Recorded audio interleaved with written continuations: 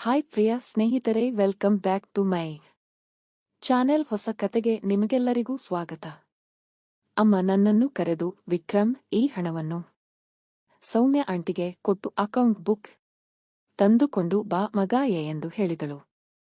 ಪ್ರತಿ ತಿಂಗಳು ಡಾಕ್ಟರ್ ಶುಲ್ಕದ ಹಣವನ್ನು ಸೌಮ್ಯ ಆಂಟಿಗೆ ಕೊಡುವ ಕೆಲಸ ನನ್ನದು. ಮೊದಲು ನಮ್ಮ ಮನೆಯಿಂದ ಅವರ ಮನೆಗೆ ಶಾಲೆ ದಾಟಿ ಹೋಗಬೇಕಿತ್ತು. ಆಗ ಶಾಲೆಗೆ ಹೋಗುವಾಗಲೂ ಬರುವಾಗಲೂ ಆ ಕೆಲಸ ಮುಗಿದು ಹೋಗುತ್ತಿತ್ತು. ಈಗ ಬೇಸಿಗೆ ರಜೆ ಬಂದಿದೆ, ಆದರೂ ಅದೇ ಕೆಲಸಕ್ಕೆ ಹೋಗಿ ಬರಬೇಕು. ಹೋಗಲ್ಲ ಅಮ್ಮಾಯ ಎಂದು ಹೇಳುವ ಧೈರ್ಯ ನನ್ನಲ್ಲಿ ಇಲ್ಲ. ಕರ್ತವ್ಯ ಎಂದುಕೊಂಡು ಎದ್ದು ಮುಖ ತೊಳೆದು ಟೀ ಶರ್ಟ್ ಹಾಕಿಕೊಂಡು ಸೈಕಲ್ ತೆಗೆದುಕೊಂಡು ಹೊರಟೆ. ಶಾಲೆಯ ಮುಂದೆ 10ನೇ ಕ್ಲಾಸ್ ಮಕ್ಕಳು ಟ್ಯೂಷನ್ಗೆ ಹೋಗುತ್ತಿದ್ದರು. ನಾನು ರಜೆಯಲ್ಲಿರುವುದಕ್ಕೆ ಮನಸ್ಸು ಸಂತೋಷದಿಂದ ತುಂಬಿತು. ಕಾಲೇಜು ರಸ್ತೆ ದಾಟಿ ಸೌಮ್ಯ ಆಂಟಿ ಮನೆ ತಲುಪಿದೆ. ಅವರು ಡಾಕ್ಟರ್ ದಂಪತಿಗಳು. ಚೆನ್ನಾಗಿ ಸಂಪಾದಿಸುತ್ತಾರೆ. ಮನೆಯೂ ದೊಡ್ಡದು. ಗೇಟ್ ತೆಗೆದು ಒಳಗೆ ಹೋಗಿ ಬೆಲ್ ಒತ್ತಿದೆ. ಒಳಗೆ ಟಿವಿ ಜೋರಾಗಿ ಓಡುತ್ತಿತ್ತು. ಯಾರೂ ಕಿವಿಗೊಡಲಿಲ್ಲ. ಮತ್ತೊಮ್ಮೆ ಗಟ್ಟಿಯಾಗಿ ಆಂಟಿ ಎಂದು ಕೂಗಿದೆ.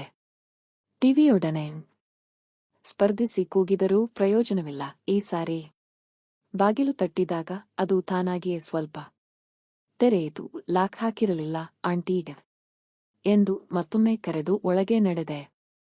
ಕೆಳಗೆ ಯಾರೂ ಇಲ್ಲ. ಟಿವಿ ಧ್ವನಿ ಮೇಲಿನ ಮಹಡಿಯಿಂದ ಬರುತ್ತಿತ್ತು. ಇನ್ನೇನು ಮಾಡೋದು? ಹಣ ಕೊಡಲೇಬೇಕು. ಮೆಟ್ಟಿಲು ಹತ್ತತೊಡಗಿದೆ. ಮಧ್ಯದಲ್ಲಿ ನಿಂತು ಆಂಟಿಯೇ ಎಂದು ಇನ್ನೊಮ್ಮೆ ಕೂಗಿದೆ. ಯಾರೂ ಉತ್ತರಿಸದಿದ್ದಾಗ ಸ್ವಲ್ಪ ಕೋಪವೂ ಬಂದಿತು, ಸ್ವಲ್ಪ ಹೆದರಿಕೆಯೂ.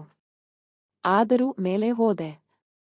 ಎದುರುಗಡೆ ಕೋಣೆಯ ಬಾಗಿಲು ತೆರೆಯಲ್ಪಟ್ಟಿತ್ತು. ಅಲ್ಲಿಂದಲೇ ಸಂಗೀತದ ಶಬ್ದ ಬರುತ್ತಿತ್ತು. ಇನ್ನು ಕರೆಯುವುದು ಸರಿಯಲ್ಲ ಎನಿಸಿತು. ಧೈರ್ಯ ತಂದುಕೊಂಡು ಒಳಗೆ ಹೋದೆ. ನೋಡಿದ ದೃಶ್ಯ ನನ್ನನ್ನು ಕಲ್ಲಾಗಿಸಿತು. ಹಾಸಿಗೆ ಮೇಲೆ ಒಬ್ಬಳು ಹುಡುಗಿ, ಬಹುಶಃ 20ರ ಒಳಗಿನವಳು ಮಲಗಿದ್ದಳು. ಏನೂ ಧರಿಸಿರಲಿಲ್ಲ. ನಮ್ಮ ಕಣ್ಣುಗಳು ಒಂದಕ್ಷಣ ಒಂದಾದವು. ಆಕೆ ಗಾಬರಿಯಿಂದ ಎದ್ದು ಕೂಗಿದಳು. ನಾನು ದಿಗಿಲುಗೊಂಡು ಹೊರಗೆ ಓಡಿದೆ. ಯಾರು ನೀನು ಎಂದು ನಡುಗುತ್ತಾ ಕೇಳಿದಳು. ಡಾಕ್ಟರ್ ಶುಲ್ಕದ ಹಣ ಕೊಡಲು ಬಂದಿದ್ದೇನೆ. ಅಕ್ಕ ಮನ್ಮ ಆಂಟಿ ಇಲ್ಲವೇ? ಒಳಗೆ ಬಾ ವಿಕ್ರಣ್ಣೆ ಎಂದು ಬ್ಲಾಂಕೆಟ್ ಸುತ್ತಿಕೊಂಡು ಗಾಬರಿಯಿಂದ ನನ್ನನ್ನೇ ನೋಡುತ್ತಿದ್ದಳು. ನನಗೆ ನಾಚಿಕೆಯಿಂದ ತಲೆ ತಗ್ಗಿಸಿ ಹಣವನ್ನು ಚಾಚಿದೆ. ಆಕೆ ಟಿವಿ ವಾಲ್ಯೂಮ್ ಕಡಿಮೆ ಮಾಡಿ ಕೂತ್ಕೋ ಎಂದಳು. ಕೋಣೆಯಲ್ಲಿ ಹಾಸಿಗೆ ಒಂದೇ ಇತ್ತು. ನಾನು ಒಂದು ಮೂಲೆಯಲ್ಲಿ ಕುಳಿತೆ. ಅಮ್ಮ ಅಜ್ಜಿಯ ಮನೆಗೆ ಹೋಗಿದ್ದೆ. ಮೋಡಿ ಸಂಭೋಗ ವಶೀಕರಣ ಸ್ಪೆಷಲಿಸ್ಟ್. ವಶೀಕರಣಕ್ಕೋಸ್ಕರನೇ ಕರೆ ಮಾಡಿ.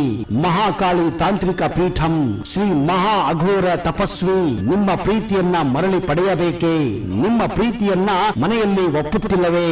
ನೀವು ಇಷ್ಟಪಟ್ಟ ವ್ಯಕ್ತಿ ನಿಮ್ಮಂತೆ ಆಗಬೇಕೇ? ಲವ್ ಮ್ಯಾರೇಜ್ ನಲ್ಲಿ ಕುಟುಂಬದಿಂದ ಕಿರಿಕಿರಿಯಾಗುತ್ತಿದೆಯೇ? ನಿಮ್ಮ ಪತಿ ಅಥವಾ ಪತ್ನಿಗೆ ಪರಸ್ತ್ರೀ ಸಹವಾಸ ಬಿಡಿಸಬೇಕೇ? ಇಲ್ಲಿದೆ ಶಾಶ್ವತ ಪರಿಹಾರ. ವಶೀಕರಣ ಮತ್ತು ಶತ್ರು ಮುತ್ತಿಗೆಗೆ ಓಪನ್ ಚಾಲೆಂಜ್. ನಿಮ್ಮ ಕೆಲಸ ಕೇವಲ 2 ಗಂಟೆಯಲ್ಲಿ ಶಾಶ್ವತ ಸಮಾಧಾನ ಇಲ್ಲಿದೆ. ಕೆಲಸ ಆಗದಿದ್ದಲ್ಲಿ ನಿಮ್ಮ ಹಣ ವಾಪಸ್. ಗುಪ್ತ ಅಘೋರ ವಾಮ ಪದ್ಧತಿಯಿಂದ ಇಲ್ಲಿ ಶಾಶ್ವತ ಪರಿಹಾರ ಗ್ಯಾರಂಟಿ. 1 ಗಂಟೆಯಲ್ಲಿ ಬರುತ್ತಾರೆ ಎಂದಳು. ನಾನು ಮೌನವಾಗಿದ್ದೆ. ಹೆಸರೇನು? ವಿಕ್ರಮ್ ಮ್ಯಾಮ್. ಏನೋದ್ತಾ ಇದ್ದೀಯಾ? 10ನೇ ಮುಗಿಸಿದೆ. ಈಗ ರಜೆ. ಆಕೆ ಸ್ವಲ್ಪ ತುಂಟನಾಗಿ ನಕ್ಕಳು. ನೇರ ರೂಮಿಗೆ ಬಂದ್ಬಿಟ್ಟೆಯಲ್ಲ, ಸರಿಯಲ್ಲ ತಾನೇ? ಕೆಳಗೆ ಯಾರೂ ಇರಲಿಲ್ಲ ಅಕ್ಕ. ಎಷ್ಟೇ ಕರೆದರೂ ಉತ್ತರ ಬರಲಿಲ್ಲ. ಹಾಗಿದ್ರೆ ಗುಟ್ಟಾಗಿ ನೋಡಿ ನಿಂತಿರಬೇಕಿತ್ತು ಅಲ್ವಾ? ಅಮ್ಮನಿಗೆ ಹೇಳಿದ್ರೆ ಬೇಡ ಅಕ್ಕ, ದಯವಿಟ್ಟು ನಾನು ಗೊತ್ತಿಲ್ಲ ಅಂತ ಬಂದೆ. ಆಕೆ ಯೋಚಿಸಿದಂತೆ ಮಾಡಿ ಯಾರಿಗೂ ಹೇಳದೇ ಇರಬೇಕಂದ್ರೆ ನೀನು ನಾಚಿಕೆ ಬಿಟ್ಟು ಮಾತಾಡಬೇಕು. ಇಲ್ಲ ಅಂದ್ರೆ ನಿನ್ನ ಬಾಯಿಗೆ ಬೀಗ ಹಾಕೋದು ಕಷ್ಟ ಆಗುತ್ತೆ ಎಂದಳು. ನನಗೆ ಗಾಬರಿಯಾಯಿತು. ಬೇಡ ಅಕ್ಕ, ಖಂಡಿತ ಯಾರಿಗೂ ಹೇಳಲ್ಲ. ಪ್ರಾಮಿಸ್. ಹೇಗೆ ನಂಬಲಿ? ನಾನು ನಿನ್ನನ್ನ ಹೇಗೆ ನೋಡಿದೆಯೋ ನೀನು ನನ್ನನ್ನ ಅದೇ ರೀತಿ ನೋಡಿದೆ. ಇಬ್ಬರ ಸೀಕ್ರೆಟ್ ಸಮಾನ್ ಆದ್ರೆ ಯಾರಿಗೂ ಹೇಳಲ್ಲ ಅಲ್ವಾ ಎಂದು ಸ್ವಲ್ಪ ಚುಡಾಯಿಸುವಂತೆ ನಕ್ಕಳು. ನಾನು ಏನು ಮಾತಾಡಲಿ ಎಂದು ತೋಚದೆ ನೆಲ ನೋಡುತ್ತಿದ್ದೆ. ಹೋಗು ಕೆಳಗೆ, ಬಾಗಿಲು ಲಾಕ್ ಮಾಡಿ ಬಾ. ಫ್ರಿಡ್ಜ್ನಲ್ಲಿ ನೀರು ಇದೆ, ತಂದುಕೊಂಡು ಬಾ ಎಂದಳು. ನಾನು ಎದ್ದು ಕೆಳಗಿಳಿದು ಬಾಗಿಲು ಲಾಕ್ ಮಾಡಿ ಒಂದು ಚಳಿ ನೀರಿನ ಬಾಟಲಿ ತೆಗೆದುಕೊಂಡು ಮೇಲೆ ಹೋದೆ. ಈ ಬಾರಿ ಒಳಗೆ ಹೋಗಲು ಹೆದರಿಕೆ. ಅಕ್ಕಿ ಎಂದು ಕರೆದೆ. ಆಕೆ ಒಳಗಿನಿಂದ ನಕ್ಕುಕೊಂಡು, ಈಗ ಕರೆದು ಏನು ಲಾಭ, ಬಾ ಒಳಗೆ ಎಂದಳು. ನಾನು ಒಳಗೆ ಹೋಗಿ ಬಾಟಲಿ ಕೊಟ್ಟು ಮೊದಲಿನಂತೆಯೇ ಮೂಲೆಯಲ್ಲಿ ಕುಳಿತೆ. ಆಕೆ ಇನ್ನೂ ಬ್ಲಾಂಕೆಟ್ ಸುತ್ತಿಕೊಂಡೇ ಇದ್ದಳು, ಆದರೆ ಈಗ ಸ್ವಲ್ಪ ಧೈರ್ಯವಾಗಿ ಕಾಣುತ್ತಿದ್ದಳು. ವಿಕ್ರಮ್, ಹಿಂದೆ ಇದೇ ರೀತಿ ಯಾರನ್ನಾದರೂ ನೋಡಿದ್ದೀಯಾ? ಇಲ್ಲ ಅಕ್ಕ. ನಿಜ ಹೇಳು. ಸುಳ್ಳು ಹೇಳಿದ್ರೆ ಗೊತ್ತಾಗುತ್ತೆ. ನಿಜವಾಗ್ಲೂ ಇಲ್ಲ. ನಮ್ಮ ಕಸಿನ್ ಸ್ನಾನ ಮಾಡುತ್ತಿರುವಾಗ ಒಮ್ಮೆ ಆಕಸ್ಮಿಕವಾಗಿ ಅಷ್ಟೇ ಆಕೆ ಗೇಲಿ ಮಾಡುವಂತೆ ನಕ್ಕಳು.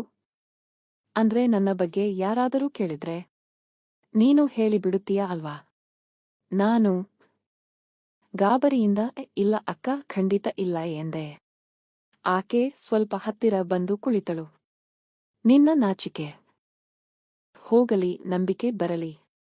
ನಾನು ನಿನ್ನನ್ನು ನೋಡಿದ್ದಂತೆ ನೀನು ನನ್ನನ್ನು ನೋಡು ಅಷ್ಟೇ. ಫೇರ್ ಎಂದು ನನ್ನ ಕೈ ಹಿಡಿದಳು. ನನ್ನ ದೇಹವೆಲ್ಲ ನಡುಗತೊಡಗಿತು. ಆದರೆ ಆಕೆಯ ಕೈ ಬೆಚ್ಚಗಿತ್ತು.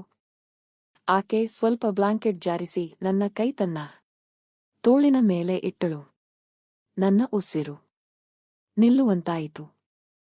ಆದರೆ ಆಕೆಯ ಕಣ್ಣುಗಳಲ್ಲಿ ಆತ್ಮವಿಶ್ವಾಸವಿತ್ತು. ಹೇಗಿದೆ ವಿಕ್ರಮ್? ಚೆನ್ನಾಗಿದೆ ಅಕ್ಕ. ನಿಜವಾಗ್ಲೂ ಇದುವರೆಗೆ ಯಾರೂ ತೊಡಿಸಿಲ್ವಾ? ಇಲ್ಲ ಅಕ್ಕ. ಆಕೆ ಸ್ವಲ್ಪ ದನಿಯನ್ನು ಇಳಿಸಿ, ನನ್ನ ಪಾಲಿಗೂ ಇದೇ ಮೊದಲು.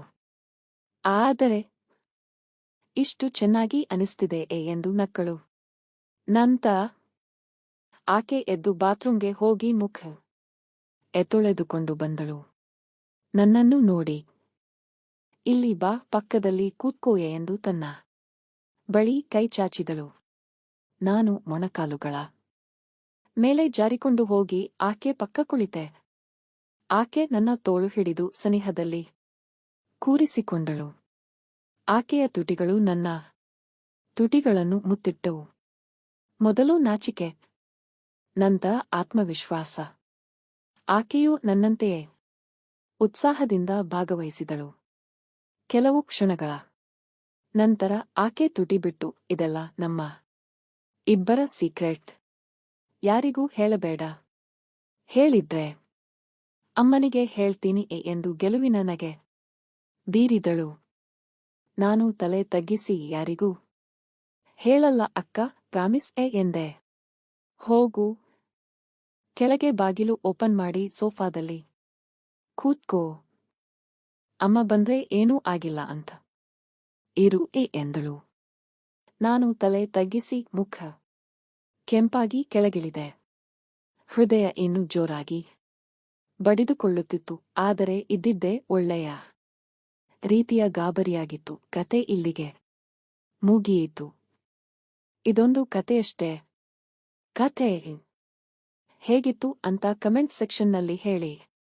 ನನ್ನ ಚಾನೆಲ್ಗೆ ಹೊಸಬ್ಬರು ಆಗಿದ್ರೆ ಸಬ್ಸ್ಕ್ರೈಬ್ ಮಾಡಿಕೊಂಡು ಪಕ್ಕದಲ್ಲಿರುವಂತಹ ಬೆಲ್ ಐಕಾನ್ ನ ಕ್ಲಿಕ್ ಮಾಡಿಕೊಂಡು ಆಲ್ ಆಪ್ಷನ್ ಸೆಲೆಕ್ಟ್ ಮಾಡಿಕೊಳ್ಳಿ. ಓಕೆನಾ? ಮತ್ತೊಮ್ಮೆ ಮೀಟ್ ಮಾಡೋಣ ಮತ್ತೊಂದು ರೋಚಕವಾಗಿರುವಂತಹ ಕತೆ ಜೊತೆಗೆ. ಅಲ್ಲಿವರೆಗೂ ಬೈ ಬೈ.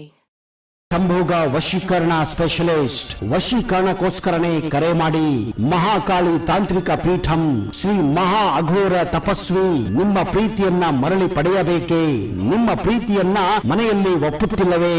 ನೀವು ಇಷ್ಟಪಟ್ಟ ವ್ಯಕ್ತಿ ನಿಮ್ಮಂತೆ ಆಗಬೇಕೇ? ಲವ್ ಮ್ಯಾರೇಜ್ ನಲ್ಲಿ ಕುಟುಂಬದಿಂದ ಕಿರಿಕಿರಿಯಾಗುತ್ತಿದೆಯೇ? ನಿಮ್ಮ ಪತಿ ಅಥವಾ ಪತ್ನಿಗೆ ಪರಸ್ತ್ರೀ ಸಹವಾಸ ಬಿಡಿಸಬೇಕೇ?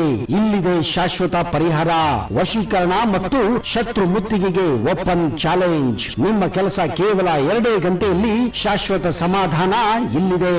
ಕೆಲಸ ಆಗದಿದ್ದಲ್ಲಿ ನಿಮ್ಮ ಹಣ ವಾಪಸ್. ಗುಪ್ತ ಅಘೋರ ವಾಮ ಪದ್ಧತಿಯಿಂದ ಇಲ್ಲಿ ಶಾಶ್ವತ ಪರಿಹಾರ ಗ್ಯಾರಂಟಿ.